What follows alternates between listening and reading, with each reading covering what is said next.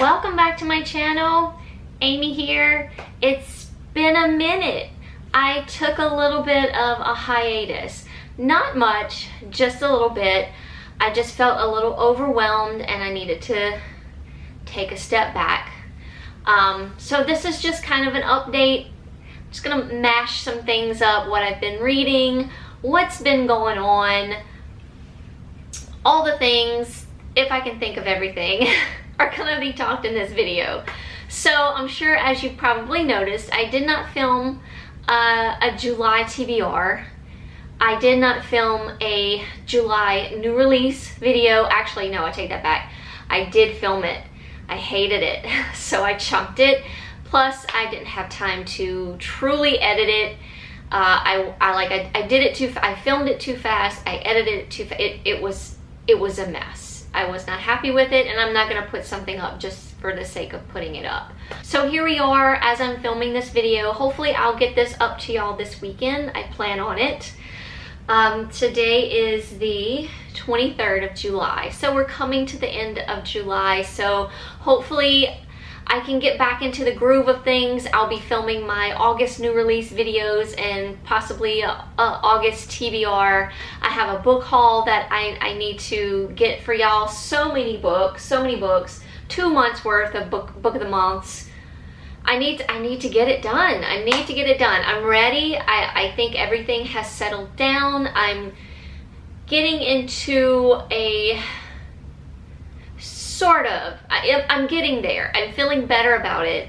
Getting into a new routine of, and just coping with my new normal for now. So let's get into what that means. And I'll tell y'all like what I've been reading and not been reading, obviously. I honestly haven't been doing a lot of reading. I had plans for a video, which I'll talk about those 2 books in a minute, or in a couple minutes. I planned on doing a vlog for those. I planned on doing a Summerween vlog, which I completely forgot about. Like, I don't know where I was, but I saw a video notification pop up about a Summerween vlog, and I was like, oh my goodness.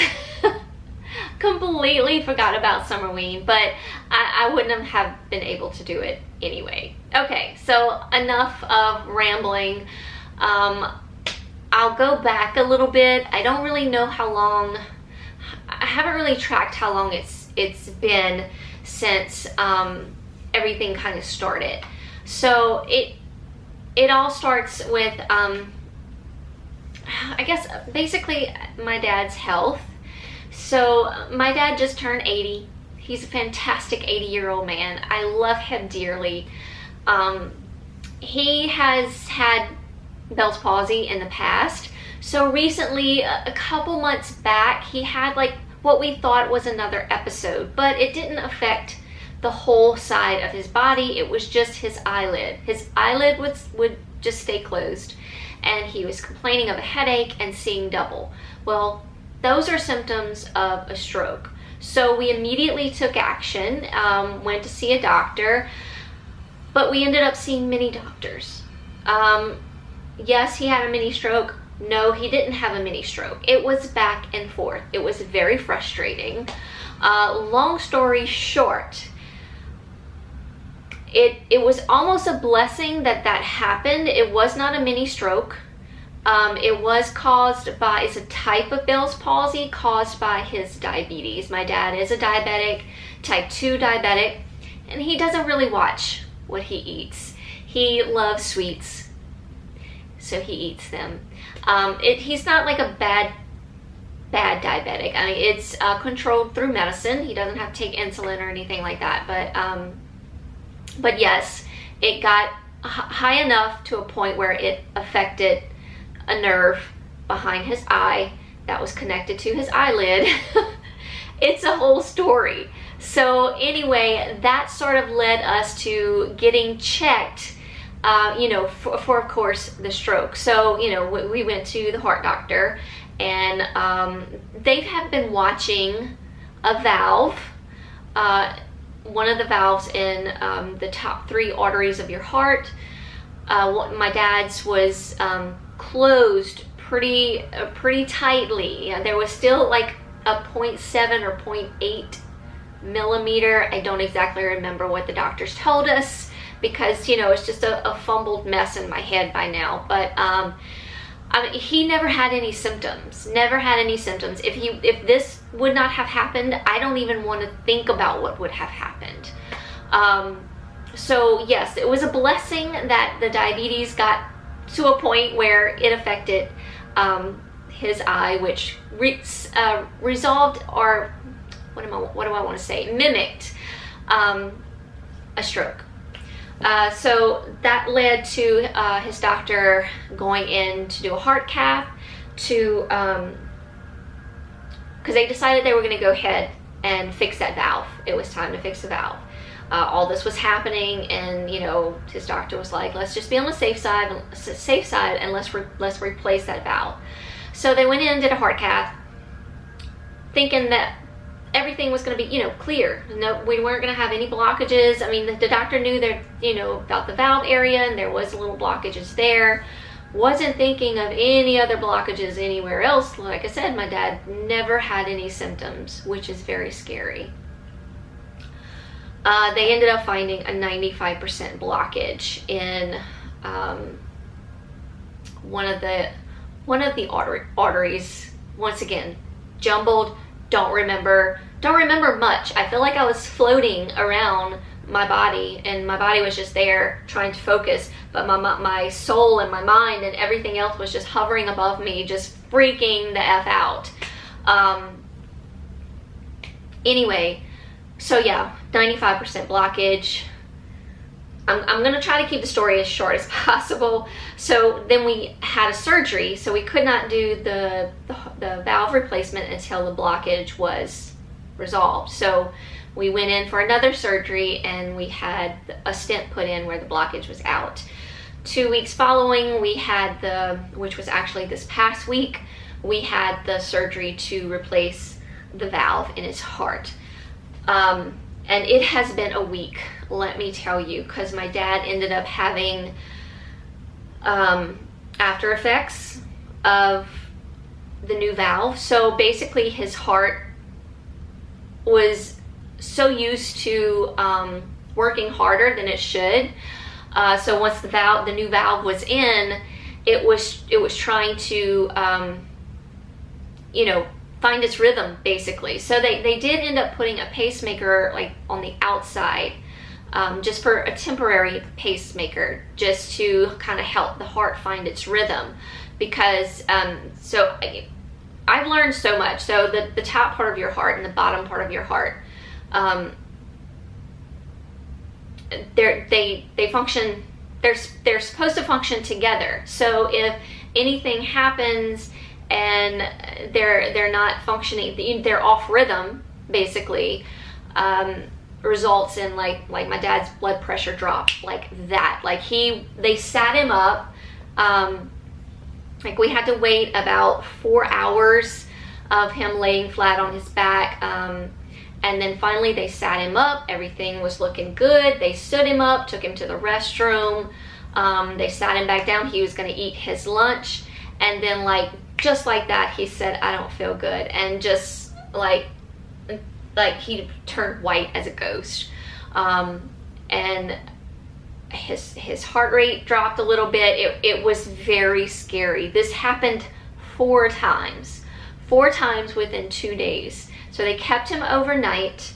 It happened 3 times the day of his surgery, which was Wednesday. And it was triggered by actually eating or drinking. Like otherwise he was fine. Like the heart was doing good. So apparently, and the doctors explained it.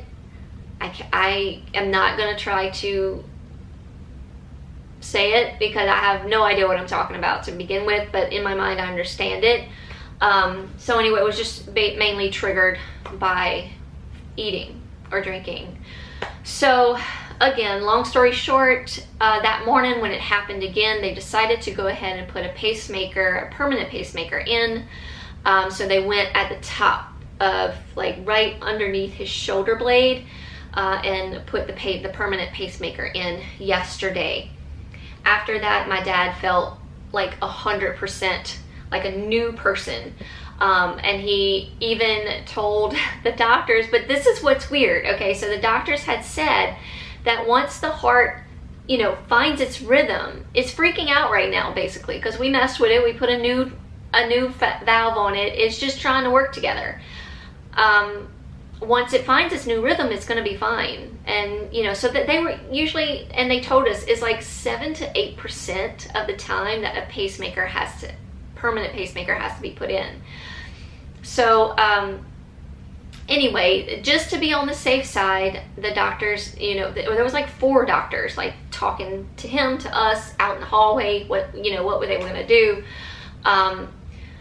So they decided just to go ahead and put it in just as a precaution, but they were all saying that we do think your heart was already healthy. Like my dad his heart, there was nothing wrong with his heart. He just had that blockage there, and of course the valve.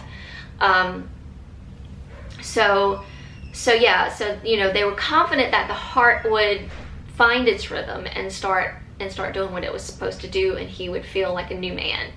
But just to be on the safe side, since this incident had happened like 4 times, they said, okay, let's go ahead and put a permanent pacemaker. After that, my dad felt 100% better. So he's telling the doctor this, and the doctor said, well, Mr. Sanchez, you are actually not using the pacemaker right now. Your heart is actually pumping on its own. It's already found its rhythm. It's doing its own thing. So they set the pacemaker at a very low rate. So if this ever does happen again and his blood pressure drops and his heart rate drops, the pacemaker is going to kick in enough to get him, you know, where we need to get him to the emergency room or whatever. So hopefully we don't have to do that. But yeah, the doctors assured him by the time he was discharged from the hospital that his heart was actually doing its own thing. It wasn't even using the pacemaker. So that's definitely a good thing. So he came home yesterday from the hospital. So yeah, it's been a hard road as far as that goes. In the midst of all that happening with my dad, I'm stressed out, I'm freaking out. We get a cyber attack at work, and I can no longer work from home. So I don't want this to sound like poor pitiful me, oh my god, I can't work from home anymore.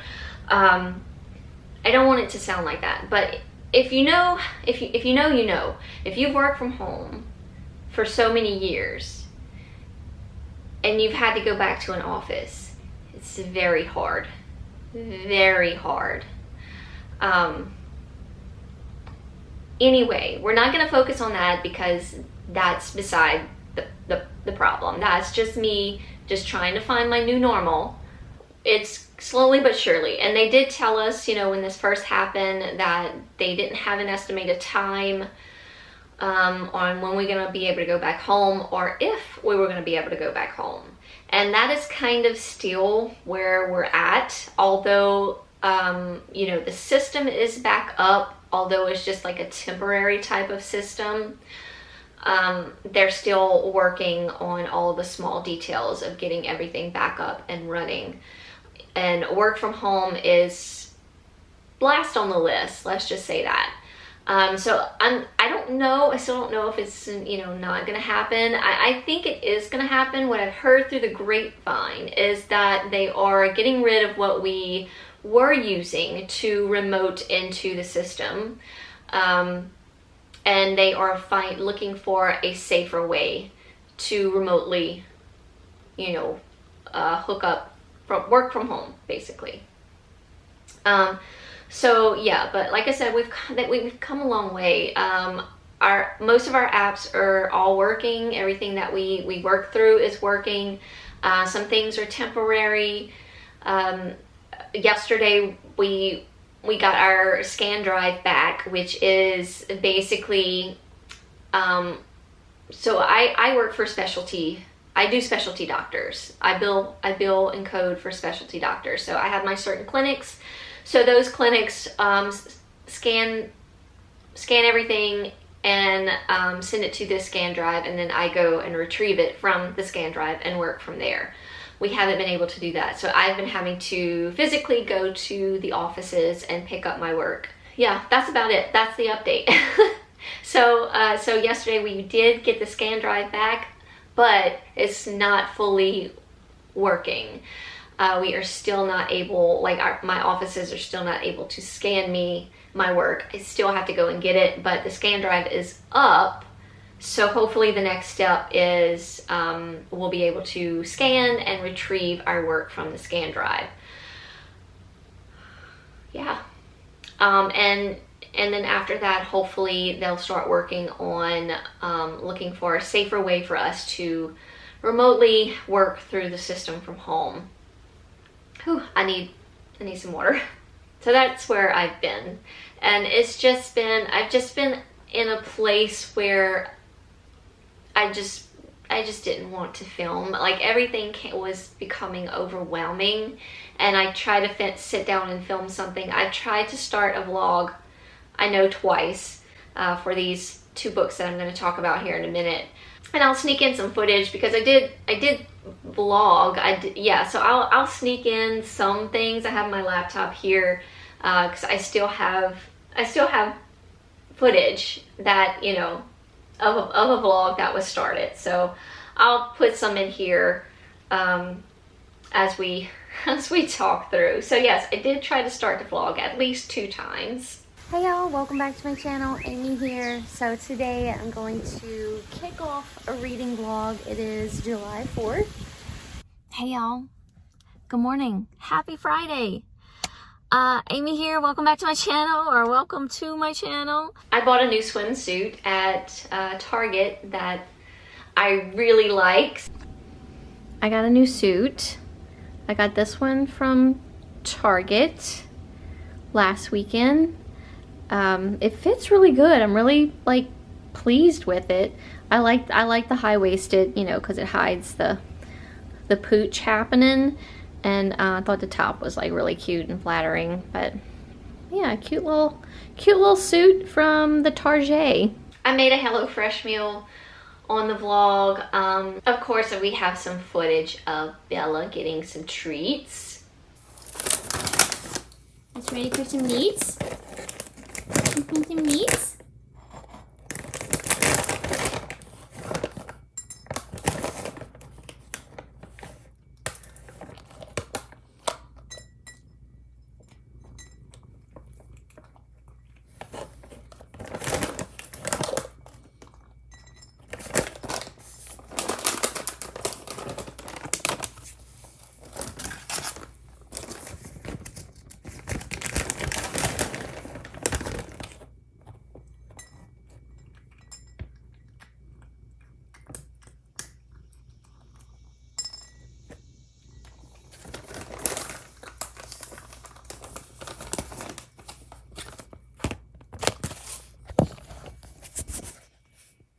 Is that good?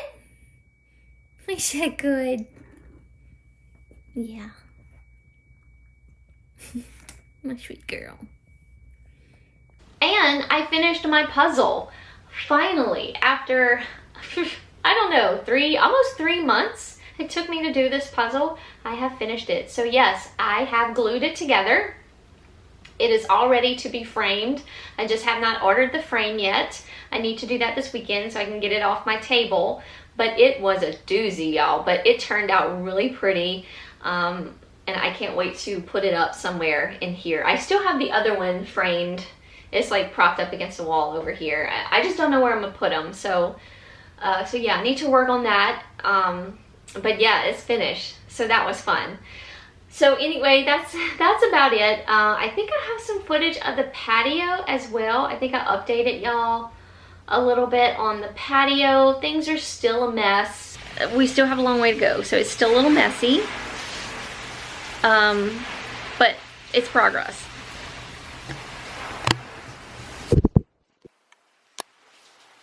Okay, so this is coming out of my living room. So this is the brick patio that we've always had. So this is our new stones that we put down. It's going to extend all the way to the air conditioning unit. We still have some stones to put down. They need to be cut and all that good stuff. Of course, we still have the deck that we need to do, so we just have like a little ladder going into the pool. We got a new pool liner this year. It's been raining a lot, so there's lots of water in the pool that I'm about to get in. Looks so enticing. And here's the Chevy.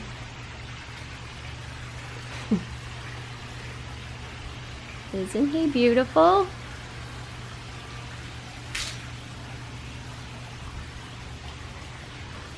Hey YouTube peeps.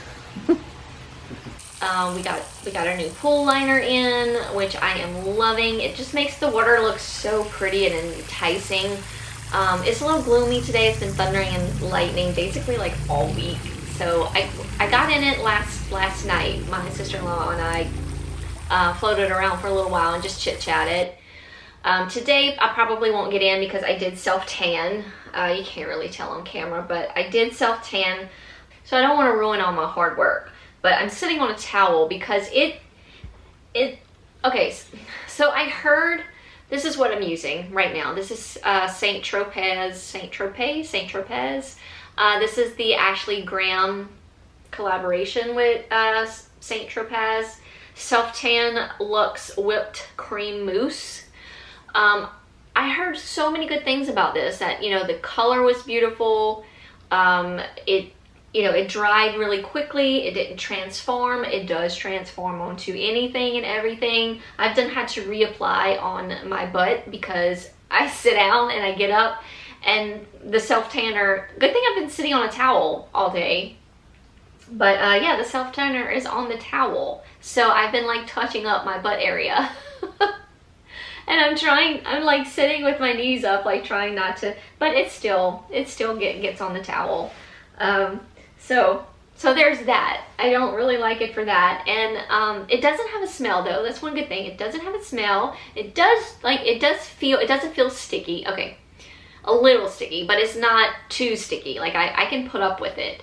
But other than that, I'm not that crazy about it. Last year I used called, Mind Tan. I got it off of QVC and I really loved it. I believe it had like a lavender color to it, because, was it a lavender color? There was something about it that made the pH of it like work with your normal skin type to build like what your actual tan color would look like. And I loved it. But I didn't get any this year. I saw lots of people talking about this one. It's at Sephora if you want to try it. I'd give it like a 3-star maybe. I'm gonna finish it up. I got like about a half a bottle left maybe. I've been trying to use it every weekend, you know, try to use it up, because it's not that I don't like it, I just know there's better self-tanners out there. So let me know in the comments, do you have a self-tanner that you love? Let me know. I'll check it out. The one I love is called Mind Tan, but I have heard good things about Tanceuticals, so I kind of want to try that one. Anybody use that one? Let me know in the comments below. So yeah, so that's what's been going on. I'm still trying to keep up with my nails. I just put a light coat of my damage control nail stuff on it. It's just clear, because they got really long, so I just trimmed them down, and I'm just gonna give them a break from being polished. So yeah, I'll just have, and they were trying to kind of break a little bit too, and I find that this damage control helps them like not to break so often. So I'll do this for a week, and then maybe next weekend I'll put a color on them. But that's what's been going on, y'all. I know it may not sound like a lot to you, but it was a lot. It was a lot for me. But as far as today, like I said, today's Saturday, July 23rd. I feel much better. I feel like confident. Like I said, Dad came home. He looks great. He's feeling great. And all is right in the world. All is right in the world. So just bear with me while I adjust to this new normal, meaning work life. Anyway, let's talk about these two books that I was supposed to do a vlog on. Really, we're going to talk more about this one. This is Purple Stain by Nat Lewis. This author was kind enough to send me a copy of this book. It is already out, so you can get it on Amazon. I'll put a link of it in the description box down below. But she personally sent me a little letter here. Beautiful handwriting. It says, "To Aimee Lou with love, Nat Lewis." So yeah, she contacted me on Instagram and asked if I would like to read her Male romance. Of course, yes. So yeah, and she sent me a bookmark with it as well. That is of our two characters, Hayden and Andy. So yeah, I am almost finished with this now. I will say that I should not have taken this long to read this book because I am enjoying it. As of right now, with only a little bit left to go, I'm giving it a 4-star. So it's basically about these two guys meeting each other. One is straight, but he has always kind of like felt like you know, maybe that other guy over there is pretty hot, you know. So there was always a little bit of, you know, curiosity in the back of his mind that, you know, but he's never really acted on that part of his sexuality until Andy comes along. Andy is, so Hayden is the one that is straight, but you know, by I guess now he has awakened his bisexuality. And then we have Andy, who is out and gay. Andy comes over to Hayden's house to pick up Hayden's ex-girlfriend's bag or something like that. And that's kind of how they first meet. And sparks kind of fly a little bit, you know, when they first meet. And there's something, like, Hayden's thinking there's something about Andy that he is, you know, really liking. Like, he loves his eyes, his blue eyes, and just like the presence of him is just very, very welcoming and soothing almost. So he sort of like just follows, you know, his feelings, I guess, with Andy, and they start hanging out. They become friends, and then more. But Hayden does suffer with a very, very high anxiety, and there's a lot of that in here. So that may be a trigger for you. There's like suffering so bad, like there's possible hallucinations. He passes out from it, which I have experienced before. I know all about the high anxiety. So there's that in here as well. So there's a little bit of a backstory that goes along with that. That has to do with like Hayden's past, like his actual father. He has some, like, I guess you could say some like PTSD of his childhood with his real father. His mother has pretty much the same anxiety as he does, and his mother is maybe a little bit higher anxiety than Hayden has. So there's a little bit of that in the background. It's not much of the book. I would say it's more of like a background setting. The majority of this book is Hayden and Andy just getting to know each other and falling in love, falling for each other. There's lots of sexy time, lots. These two guys are very much insatiable with each other. Lots of sexy time, but I loved it. I was here for it. So as of now, like I said, with this little bitty much left of the book, I'm giving it a 4 stars. And I'm not sure how it's going to end.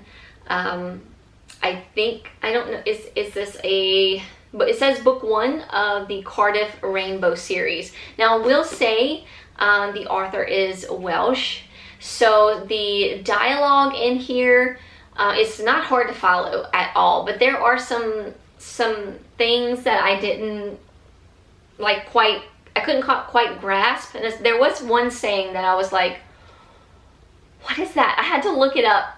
Tossing the salad means very much differently than what it means to us in this book. But I had to look it up because I had no idea what tossing the salad meant. No idea. So anyway, just pointing that out. But yeah, otherwise it's not hard to follow at all. The dialogue is just slightly different. So yeah, I'll read the back for you just so you can kind of maybe get a better feel of what the book is about. But look at this cover. I love it. I love the whole Purple Rain vibes we're getting here, you know, like Prince Purple Rain, but this is Purple Stain. I love the pride colors here on the end. So the synopsis says, music brought them together, will love tear them apart? Hayden has reached rock bottom. Plagued by panic attacks and the complicated family situation, nothing seems to be going right for him. The only thing that lets him feel good about himself is making music, and it's music that brings Andy into his life. So yes, there is that aspect, but I feel that that's sort of in the background as well. There's not much of the whole music thing going on in here, but yes, it's there. On the surface, Andy has it all, but inside is hurting from the shock of a bad breakup. Though he certainly isn't looking for love, when he meets the devastatingly handsome Hayden, it seems like love might have found him. The pair bond over their shared passions and form a fast friendship, which soon becomes something more. There's just one problem. Hayden has never dated a guy before, and never thought he wanted to before Andy. As they redraw the boundaries of their fast-growing relationship and learn to navigate the world together after being alone, Andy and Hayden's connection deepens and burns brighter than ever. But the path of true love never did run smooth, and as Hayden's past comes to haunt him, the couple must face their biggest challenge yet, one that could destroy what they've worked so hard to build together.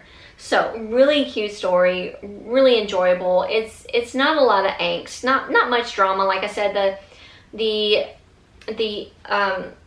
anxiety and like Hayden's past and their love for music together is sort of like a backstory. The main story is these two characters falling for each other, which I loved. So if that sounds like something that's up your alley, I highly recommend Purple Stain by Nat Lewis. Like I said, I'll put the link for that book down below. So that was supposed to be a vlog because I had 2 arcs that I needed to read, that I wanted to read, so I can tell y'all all about them. That was one. The other one is Courting the Merman by Aimee Jordan. This is book 4 in the Cursed Merman series by Aimee Jordan. I have really enjoyed this series, surprisingly, especially the first 2 books. I think the second book was my favorite. The third was like, I enjoyed the story and getting to know the characters, but I wasn't really into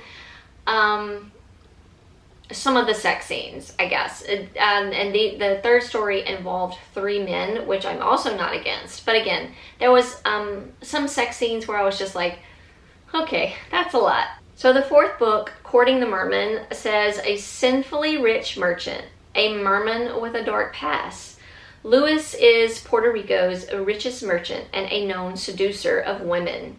Yet, when his ship is drawn in by a gorgeous merman, Lewis is confronted with an attraction he cannot fight. Merman Zaid should be careful with the older, wealthy man he's lured in. He knows all too well how fragile human health is. When caution is thrown overboard in the heat of the moment, the consequences are devastating. How can Zaid love when his love is deadly? Courting the Merman is a male-male romance with an age gap, 40-23. It features an intense love story and plenty of steam. This gay paranormal romance is a standalone in the Cursed Merman series. So yes, you can definitely read any of these by themselves. If you want to get to know all the characters and what each book is going to be about, you are introduced to them in the first book. But yeah, they each have their story. So this one is about Zaid. You meet Zaid a little bit in the first book, but you don't know too much about him. So I'm excited to get to know Zaid more, as well as Lewis, who is our rich, wealthy, older man. And I love a good age gap story. So I'm excited to read this one. I actually tried to start it during all the hospital and doctor visits, but I never fully got into it yet. So yeah, I will keep you posted on Courting the Merman. But it has already been released, so I'll link that down below where you can pick that up for yourself. That's about it, y'all. I think that's it. That's all I wanted to update y'all on. I know, like I said, it doesn't sound like much, but it has been a lot for me to adjust to. I have very high anxiety. I stress out a lot, so it takes more comforting for me. I have not been reading a lot because like I said, I have to find a comfort zone when I get in these overwhelming states, and so that for me is listening to The Thirds by Charlie Cochet. I am on the 4th book right now, so other than that, I'm reading Purple Stain and just listening to my boys Dex and Sloan and Ash and Kale and all the fun guys of The Thirds. I'm telling you, if you have not read the Third series by Charlie Cochet, you must. The audiobook is fantastic. I've never actually physically read these books because I don't think I can now that I know how great the audiobook is. It is great. Like, this guy just really brought out the characters and it made me just fall deeply in love with all of them. So yeah, that's what I'm listening to at the moment. I have not read much, but we'll talk about that maybe in another video. But as always, thank y'all so much for watching and sticking around, waiting for me. As always, hugs from me all around. Hope you're all doing well out there, and I'll talk to y'all in my next video. Bye, y'all.